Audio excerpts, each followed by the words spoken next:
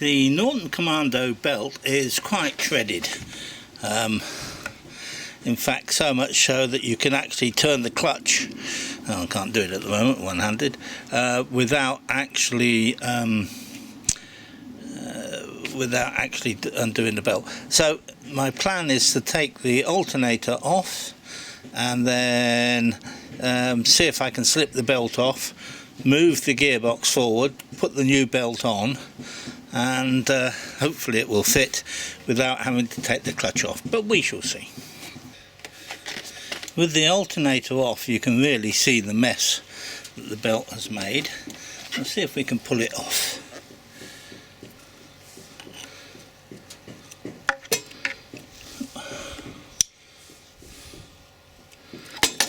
Oh, gonna have to tie that up out of the way.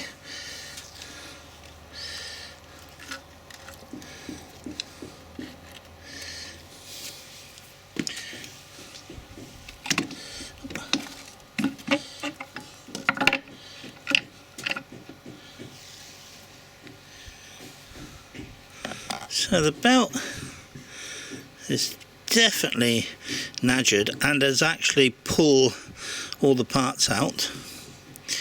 It does actually have a name on it, made in Germany, Synquaflex, AT10 890. Okay, so I need to talk about the Norton Commando drive belt itself. The one that came off, that was damaged. Well, perhaps zoom in a bit.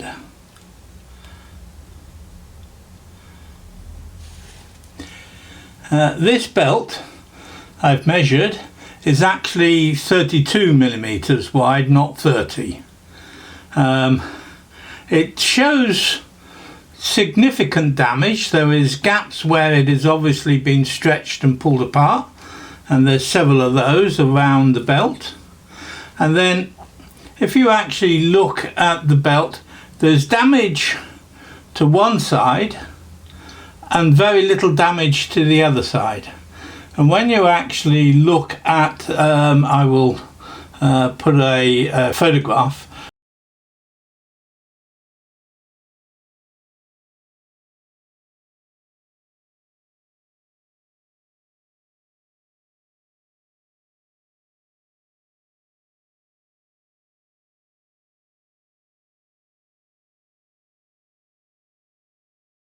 When you actually look around the edge, it has obviously been worn away and has pulled out the wires, the strengthening wires.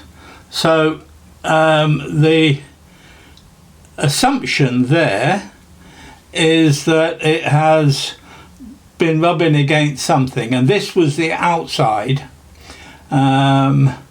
which is where the keeper is, and the alternator side, rather than the engine side, which is this side. Let me zoom back out again.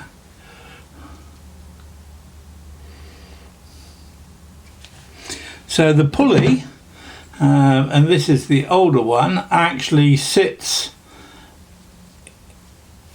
in the belt, and there is a keeper on the inside against the engine, and then there would be a keeper on the outside that is a replaceable one that is actually held in place by the alternator rotor. My feeling is that the belt was too tight. When I set it up wrong, and that when the engine got hot, because I only did a couple of miles, and the engine warmed up and the clutch warmed up, and it pulled the belt, which caused those gaps in it, but also that the setting was wrong, so that the belt was rubbing up against the outside keeper next to the alternator, because there isn't anything on the clutch that could do that damage. So the reason for that is that the gearbox may have been out of line. My feeling, however, is that this is a 32mm belt. The instruction sheets when I bought the kit says that it should be a 30mm belt, and that's the belt that I have bought that's on the bike now that we will continue setting up.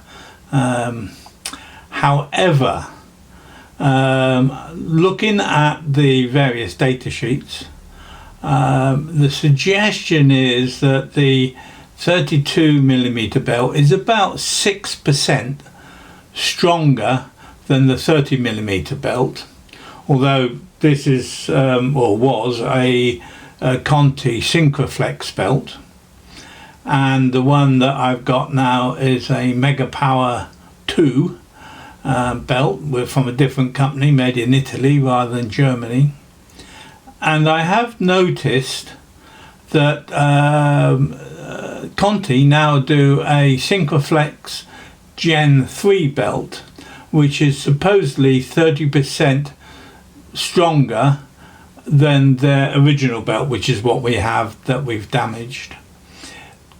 The implication of that is that if I actually put a 25mm belt on, so I could actually see the sideways movement, it would still be stronger than the original belt by 30% less the reduction due to the reduction in width of about 20%, so 5 to 10% stronger than we have now, and I'd be able to see if the belt is actually moving across, because at the moment with the 30mm belt it just fits on the pulley between the two keepers, so there isn't any movement there. I can push the clutch end in and move the belt across, but as soon as I kick the engine over with the plugs out, the belt moves straight back to being in line with the front pulley as it would.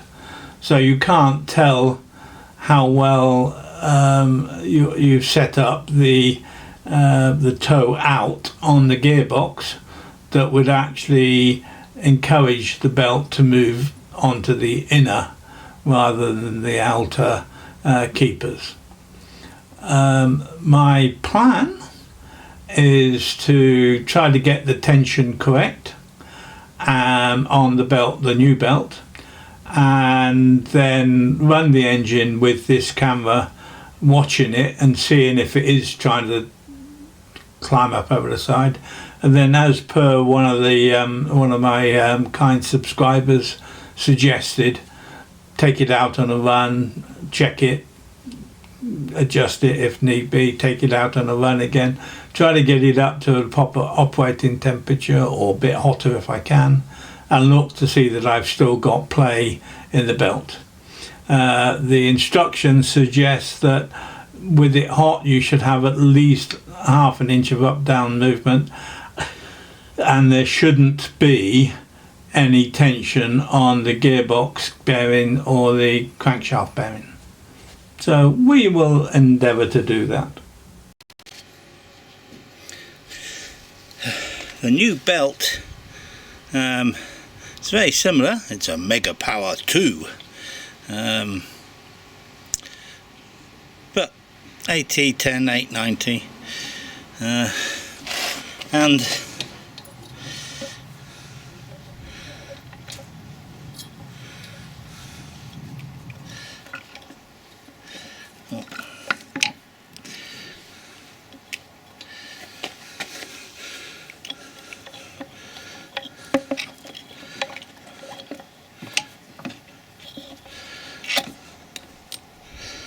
I think I'll be able to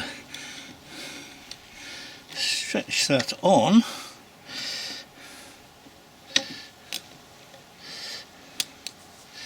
but I need to actually I think move the gearbox a little bit forwards to achieve that, and obviously I need to clean out inside the primary chain case because there's a lot of bits. To fit the belt, I ended up having to take the engine pulley off, so I used a puller and pulled that off, and then let me put these back and put the spacers back so I know where they came from, and then I used a tube and a hammer to tap the pulley back on tight, and now I can start assembling everything. One of the things I did notice is that the belt is very loose.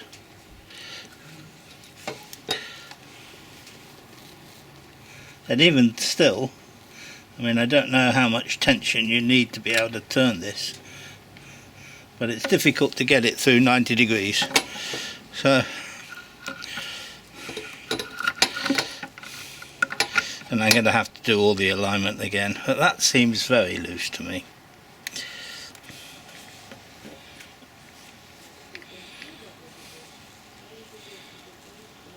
But you can get it through 90 degrees, so we shall see. Having assembled the alternator and put it all back together and checked that I can get a feeler gauge all the way around, I'm happy with that end. However, this does seem to be very loose, and even then to actually turn it through 90 degrees is a real struggle. I can't do it. So I think that's way too loose. So I'm going to put the bike away for the moment and spend a little bit of time trying to figure out what's going on. I have been setting the belt up such that I've got about an inch of play. I've actually marked it down here. I'm not sure if you can actually see that. So there's about an inch of play. It doesn't actually quite touch the inner chain case, and it will turn. Difficult to know exactly how much, not 90 degrees, but probably 70. I've taken the spark plugs out, I've pushed the belt to one side, and we're going to kick it over with no spark plugs in and see what the belt does.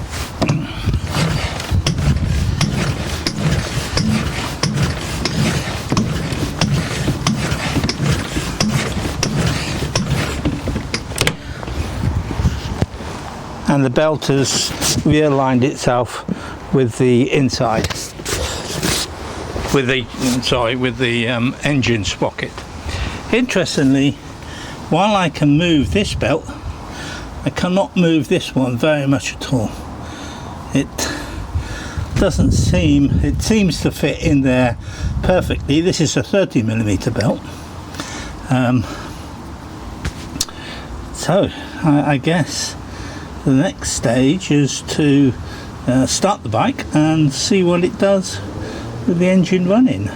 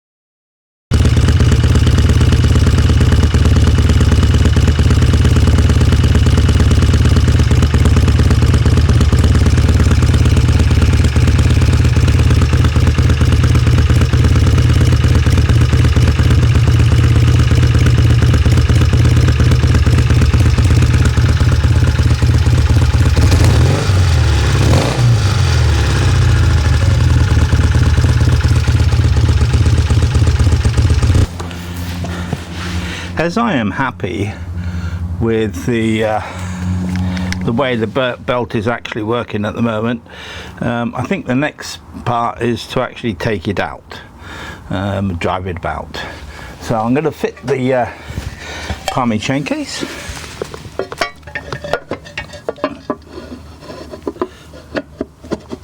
There we go. And the big nut in the middle.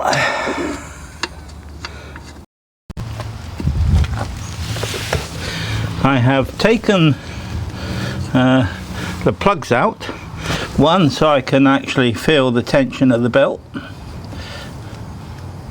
which you can sort of do, and then obviously to simulate airflow coming through to try and keep the clutch cooler, although in the first instance I want to get the clutch up to normal operating temperature so I can then check the belt tension again.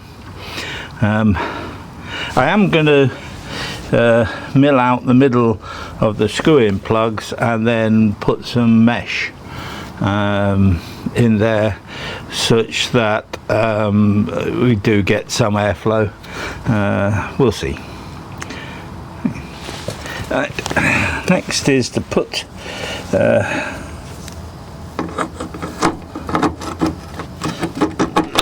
footrest back on, and the washer, and a nut.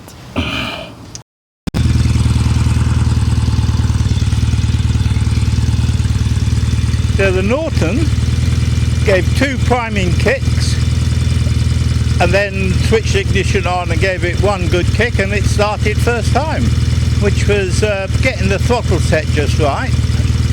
Tick it over slightly fast, but not too bad. What we got? About 1,200 RPM. I will perhaps get it warmed up and turn it down a little bit, and at some point I need to get in and do the old carb balance and things, but it's pretty good at the moment. So I'll put the I'll switch it off, check the oil level, it is returning, and then put the seat back on, and we'll go out for a ride.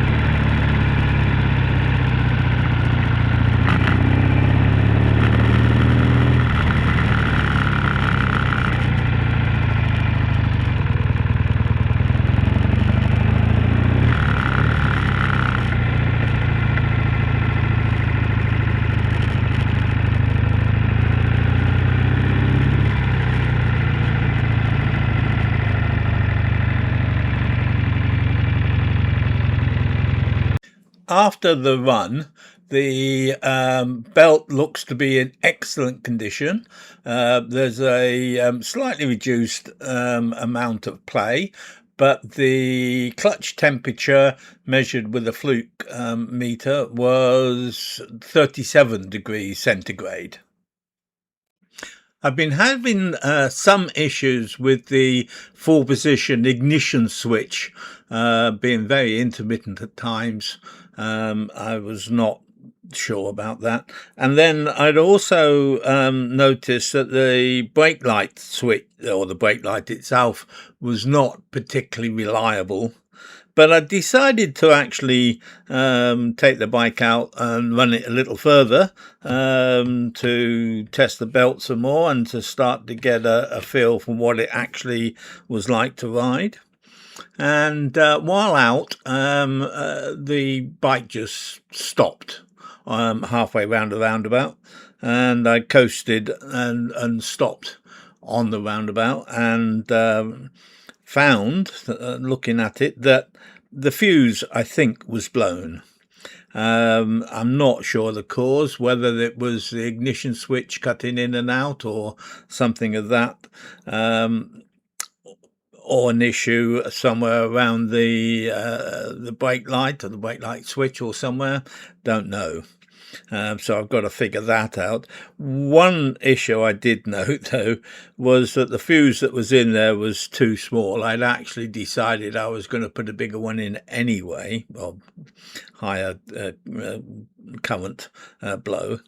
And for some weird reason, I had no spare fuses with me, which I almost invariably do. So I need to actually sort all of that out. But at least it was a nice day, and the van full of policemen helped me lift the bike onto the hard shoulder part of the roundabout, so I was much safer. I did check the belt while waiting around at the roundabout, and it was still fine. So I managed to get the bike onto a trailer and safely home. So it's put away in the garage, ready for me to look at some point in the near future. And that's basically where we are. At home, I put a new fuse and switched the Norton on, and the fuse blew. So good old military tradition, I put a bigger fuse in, and that blew as well. But I did spot a little bit of white smoke coming from the backlight. So I disassembled the backlight, and this is a standard square one that was, normal. And inside the light fitting itself, you can see some charred wire. The light fitting itself has failed. It was quite a cheap looking thing at the best of times, so I'm going to do something different. So I will have to replace that with something.